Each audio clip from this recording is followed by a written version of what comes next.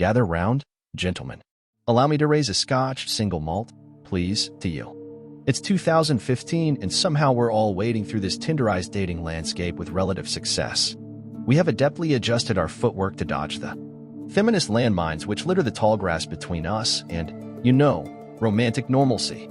We've done an okay job of learning how to be respectful and generally non-repulsive to the fairer sex. There are caveats, though, and of these we must be wary. Shifting gender roles in America have kept us on our toes. If you were raised traditionally, as I was, it leaves you at a crossroad when it comes to decorum. To examine gender roles is to examine our interactions with one another. With this in mind, it's important to remember that there are standards you should still adhere to. Have some respect for yourself and heed this sage advice, lest you will be walked upon in her Louboutins. 1. Let her guilt you into anything. Bear with me, I know this is easier said than done. She put that puppy dog face on, or worse, was flat out adamant about your Friday evening itinerary which did not include her. A relationship isn't about spending time with each other for the sake of doing it. If she's baselessly leveraging you into shit, you need to check yourself, because you have wrecked yourself, dude. 2. Adjust to the whims of her parents. Listen, her dad's going to hate you whether you're wearing a sweater vest, suit, poncho, or if you show up buck naked with a handle of tequila. You need to manage her expectations in this regard. She fell in love with you, and that's who should be presented when you meet her parents. No self-respecting man puts on a show for anyone. 3. Carry her purse while you're shopping with her. I know you paid for that Chanel bag. This fact doesn't make you look any less pathetic toting it while she peruses for more needlessly expensive wares for you to buy for her. Oh, on that note. 4. Don't try to buy your way into her pants. You jackass. You're buying stuff for her? Treat your lady well. I'm all for it. However, going H&M outfitting this girl in couture is troublesome. You're no one's ATM, and this is 2015. Girl wants a new pair of shoes. She should be able to afford it.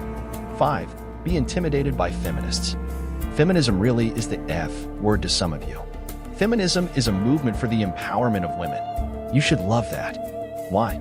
Because it means if or when you find a wife, she's going to complete you emotionally. It's a movement that is great for women and men. It's not an army of angry lesbians looking to castrate and maim you. 6. Start fights in public.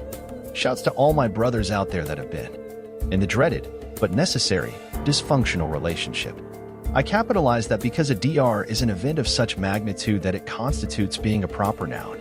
Here's the thing with these. They should happen once or twice in college, and then never again. If by day, you're a well-adjusted and gainfully employed, agreeable human being, and by night you're playing verbal abuse ping-pong with your girl, you're getting it wrong. Don't be dragged to that level.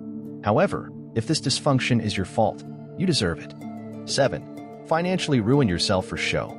This is different than spoiling her needlessly. If you can't afford to date, you can't afford to date.